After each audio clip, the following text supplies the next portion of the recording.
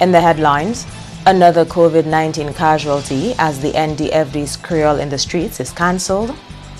35 farmers brush up on best practices in banana production. And Senior Counsel Anthony Astafan condemns opposition leaders' criticism of his Justice Ralston Glasgow for striking out UWP election petitions. I'm Andrea Louis with the Channel 5 News. Back with the details after this.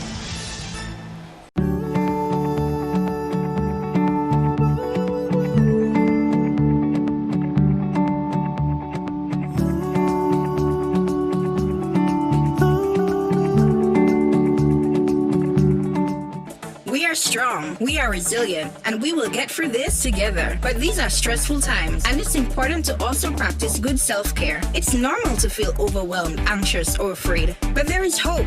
Reach out to someone, connect with your friends, stay in touch with your community, and know that you are not alone. We're in this together. This is a public service announcement from the Dominica Red Cross. Showtime, shop at Quartz. We got all the things you want. It's showtime at Quartz. Shop today and save up to 30% off on selected Whirlpool cooker. Plus, get a chance to win amazing weekly prizes with purchases of $299 and over. So don't delay. Get what you need now and pay absolutely nothing until 2021. Showtime. We got it. Just what you need. Yeah, Quartz got it. Flow helps you stay connected to what matters. Simple plans and a better network mean that you can enjoy 7 days of unlimited social messaging, 3 gigabytes of reliable data to use as you like, 700 local anywhere calls and texts with the always-on prepaid plan, all for $29. Keep your number when you switch to Dominica's most reliable LTE network. Buy wherever you top up. Switch to Flow. It only gets better. Thank you for staying with us. First up, Prime Minister Skerritt has told the IMF that a strong economy is key to building resilience to climate change. The Prime Minister spoke during a virtual meeting of the IMF's Western Hemisphere Department on Monday. The reality is, Managing Director, to achieve the level of resilience that is needed to climate-proof our countries, we require significant resources that we simply do not have. The economic contraction that the IMF has predicted for the Caribbean as a result of the sudden stop of travel and tourism will worsen our fiscal position. And yet, most of us do not have access to the grant or concessional financing that we need. The fundamental key to building strong resilience to climate change is actually building stronger economies, period. There is no mission that will protect the environment that does not speak to protecting our economy. And that challenge, Madam Managing Director, has become even clearer given the fact of what has happened this year around the world. While this is a unique period of challenge, this is also a unique period of opportunity, which gives added weight to the value of multilateralism. This moment in history should force all of us, including organizations like the IMF, to review our understanding of how policies and approaches affect real people. Indeed, balancing lives is as crucial as balancing our books. Prime Minister Skerritt has joined Barbados's Prime Minister Mia Mottley in calling for the revived concept of a vulnerability index for validating small states' claims for special treatment in international relations. Small island states have small economies that are debt-ridden, export-dependent, disaster-prone, and reliant on external finance. The COVID-19 pandemic has further exposed their vulnerabilities. We need the international community to throw their collective weight and resources behind our efforts by adopting the Vulnerability Index as the measure for determining grant and concessional financing to seeds. And this index, I must add, should be designed with the involvement of our best expertise and should not be a unilateral imposition as previous formulae. Providing additional grant financing to support COVID-19 management, vaccines, social programs, and supporting micro, small, and medium-sized firms, providing additional concessional financing for budget support, and relaxing fiscal rules in an appropriate, limited, and temporary way to get us through this period of crisis. Creating a growth and resilience fund that can provide easy access to grant financing for resilient projects that will pay for itself by reducing vulnerability, loss, and damage. More flexible obligations for debt contracted to respond to shocks, and an extension of the debt service suspension initiative by the Parish Club for 6 to 12 months. In small island economies like ours, with a shallow private sector and limited safety nets, government's expenditure is critical to sustaining lives, livelihoods, and the economy. If our governments are not in a position to spend, the recovery will be more prolonged and painful for our people. The gains that we have made in reducing poverty and indigence will also be reversed. In other top stories, yet another major income earner for local entrepreneurs has been cancelled. Julian Morris has the details. Creole in the Streets is an event organized and hosted by the National Development Foundation of Dominica NDFD to bring greater visibility to local entrepreneurs and help boost their earnings through increased sales to a larger market. The Creole in the Streets is usually held on the Friday before Creole Day, which would fall on the 23rd of October this year. However, chairperson of the Creole in the Streets Committee, Juanita Casey, explains that this year's event had to be cancelled due to the restrictions imposed by the COVID-19 pandemic. This year's event, which would have been held Friday, October 23rd, 2020, is cancelled mainly because of COVID-19 pandemic and the impact on our ability to operate as usual, and due to the established protocols and social distancing requirements.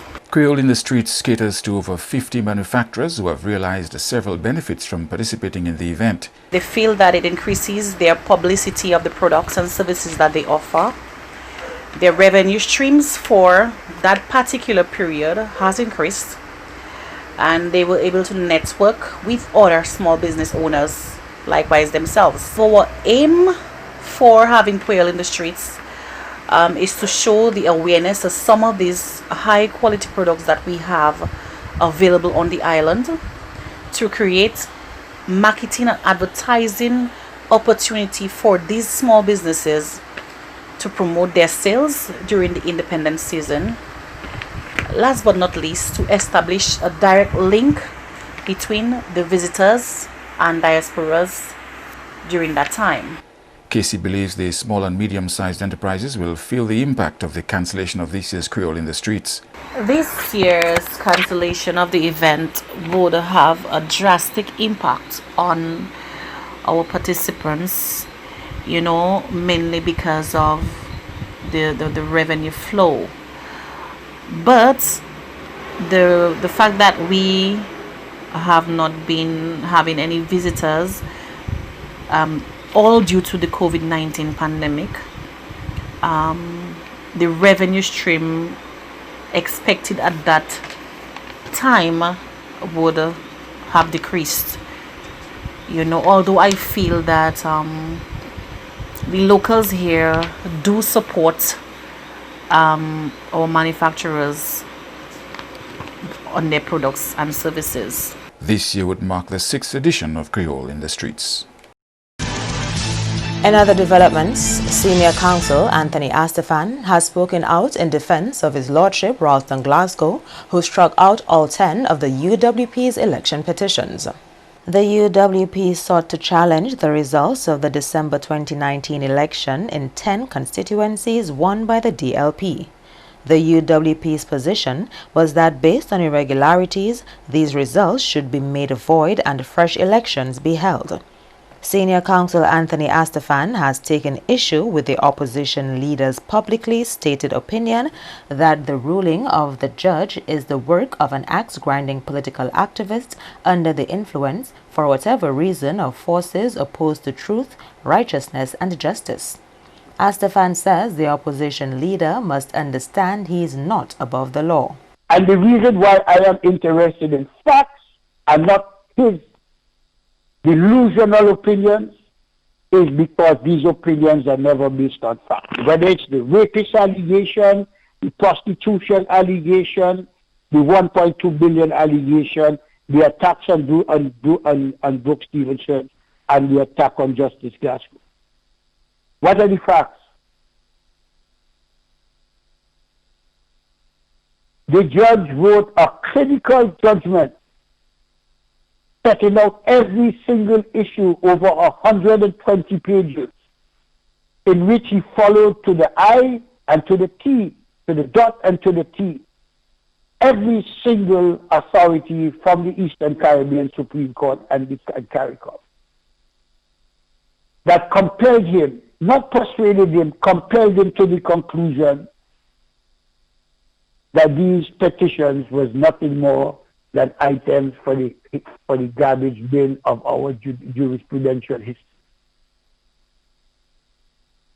Then what axe to grind? What political axe to grind would Justice Glasgow have? Because of me?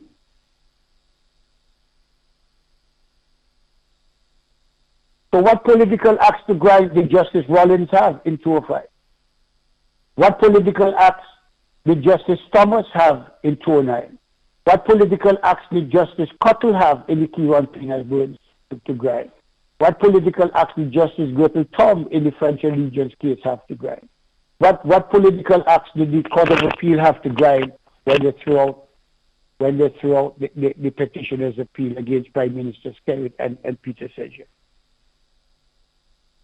What political axe did Justice Brooke Stevenson have to grind when he ruled in favor of Sparks John on the Swansea riots matter, which was overturned by the Court of Appeal? Which axe to grind did the Court of Appeal have?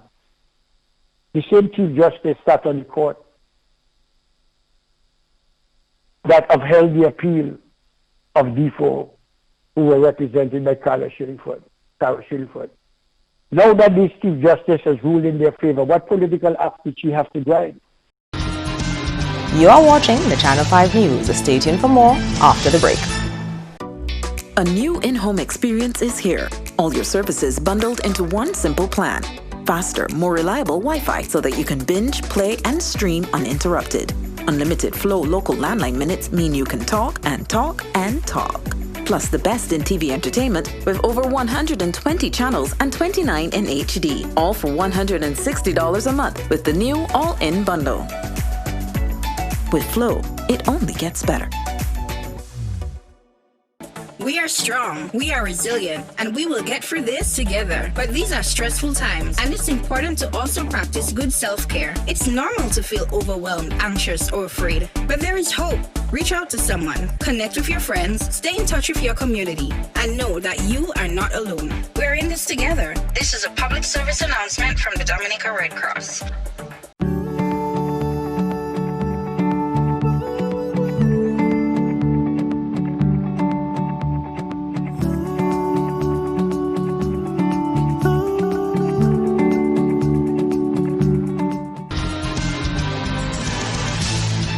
Welcome back. 35 farmers are now more knowledgeable on the best practices for production and quality of their banana crop. Julian Morris tells us more. This was among the aims of a training organized by the Banana and Plantain Management Unit of the Ministry of Agriculture. Officer in charge of the management unit, Julian Elwin, says the farmers were also informed on good agricultural practices to meet Bureau of Standards certification and to make their crops more competitive on the international market. To get them market ready in terms of the certification for record keeping and protocols for production and harvesting, standard operating procedures, so that they could prepare themselves on their farms to take part in any other marketing program that comes on stream in the region or external to the region. So that requires best practices that will allow them to get DOM-GAP certified or even Fair Trade certified. The demonstration of best practices took place on the 7.5-acre banana farm in Tigouafon and also focused on helping farmers position themselves to take advantage of the global movement towards organic produce. Now the movement in the banana industry and the fresh trade now is organic production, organic marketing, and that which has the highest prices in the world. So the whole program is geared towards creating a group of farmers which can be export ready to any market to the region or external to the region. Farmers from the Kalinago territory, Castle Bruce and La Plaine participated in the recent training. There are plans to replicate the program as there are several benefits to be gained from the experience. Farmers have the unique opportunity to share their experiences and to gain more information. So it's a multiple sharing program, not just one-sided in terms of this presentation. The farmer himself also does a presentation of what he's doing on the farm, and they can question him on his certain practices. And we are here to provide additional technical support at the training, make sure that the information shared is accurate and can be useful for them. Over 70 educational institutions to benefit from an improved hygiene and sanitation project by an international NGO. Head of Programs with Israel Dominica, Felicia Peer, says the organization has embarked on its water, health, hygiene and sanitation project in collaboration with the Ministry of Education to create safer, cleaner school environments for the country's children. Currently, we're doing a project called Health for Return to School with the Ministry of Education, where it's basically assisting and strengthening their capacities to ensure school environments are safe and healthy for kids to return to school. Different components of that project is a series of webinars we conducted with the Ministry of Education, which is focused around health, hygiene and wash. We're currently in the stages of doing procurement of health and hygiene equipment for primary schools, special education schools and preschools. And another component is just general awareness raising in terms of, safety, COVID protocols and so forth. The most vulnerable and at-risk institutions have been targeted to benefit from the WASH project. We're supporting 56 primary schools, 20 preschools, and 3 special education schools. We started this project in July. We completed the training at the beginning of the school year, so the first week in September with the Ministry of Education, and right now we're in the procurement phase of equipment. So we're looking at starting distribution in the next coming weeks to the primary schools, preschools, and special education schools. In terms of differences we hope to see, really what we're trying to do is promote a safe and clean environment in schools. So the equipment we're procuring and we're going to be donating to the schools is really for hand washing equipment, so soap dispensers and liquid soap. And the Director General of the World Health Organization is warning against COVID fatigue. Dr. Tedros says it is important that all governments focus on the fundamentals that help to break the chains of transmission and save lives and livelihoods. We're in this for the long haul, but there is hope that if we make smart choices together, we can keep cases down, ensure essential health services continue, and children can still go to school. We all have a part to play. Physical distancing, mask wearing, hand hygiene, coughing safely into your arm, avoiding crowds and meeting people outside where possible, and when you have to be inside with others, open windows and ensure good ventilation with non-recirculating air. I know there is a fatigue, but the virus has shown that when we let our guard down, it can surge back at breakneck speed and threaten hospitals and health systems. On 9 October, I shared that 171 countries and economies were part of the Gavi, CEPI, and WHO-led COVAX initiative for vaccine access. I'm pleased to announce today that now 184 countries have now joined COVAX. The most recent countries joining over the weekend are Ecuador and Uruguay. COVAX represents the largest portfolio of potential COVID-19 vaccines and the most effective way to share safe and effective vaccines equitably across the world. Equitably sharing vaccines is the fastest way to safeguard high-risk communities, stabilize health systems, and drive a truly global economic recovery. During its regular press briefing on Monday, WHO officials placed much emphasis on the importance of taking quarantine seriously in the fight against COVID-19. I think one of the things we need to emphasize as much as we possibly can, the importance of the isolation of cases and quarantining of contacts. And you hear us say this over and over again, but it might be worth mentioning that quarantining of contacts means that individuals ideally could be quarantined outside of their home, but we know that that's not possible all over the world. Quarantining at home for 14 days. That means not going to work. It means not going to the grocery store. It means not socializing with friends. It means not having people over at your home. And people who are in quarantine need to be supported through that.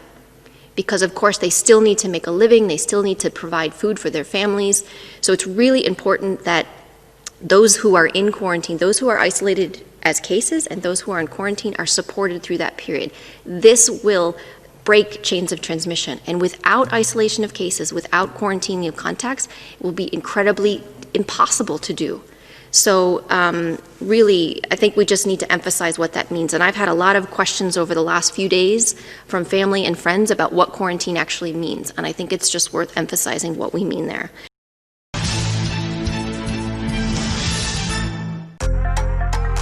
Flow helps you stay connected to what matters. Simple plans and a better network mean that you can enjoy 7 days of unlimited social messaging, 3 gigabytes of reliable data to use as you like, 700 local anywhere calls and texts with the always-on prepaid plan, all for $29. Keep your number when you switch to Dominica's most reliable LTE network. Buy wherever you top up. Switch to Flow. It only gets better.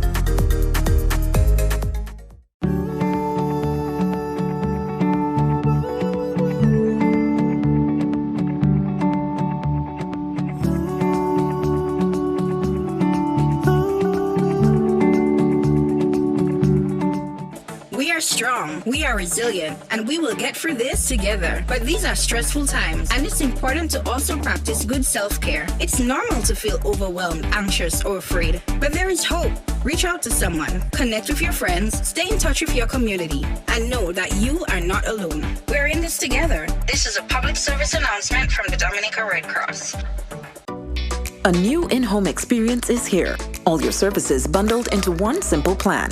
Faster, more reliable Wi-Fi so that you can binge, play, and stream uninterrupted. Unlimited Flow local landline minutes mean you can talk and talk and talk. Plus the best in TV entertainment with over 120 channels and 29 in HD, all for $160 a month with the new all-in bundle. With Flow, it only gets better. To end the news, the headlines again. Another COVID-19 casualty as the NDFD's Creole in the Streets is cancelled. 35 farmers brush up on best practices in banana production. And Senior Counsel Anthony Astafan condemns opposition leaders' criticism of Justice Ralston Glasgow for striking out UWP election petitions. Feel free to access our past newscasts on our YouTube channel. On behalf of the entire production team, I'm Andrea Louis. And to all of our viewers around the world, thank you so much for watching. Join us tomorrow.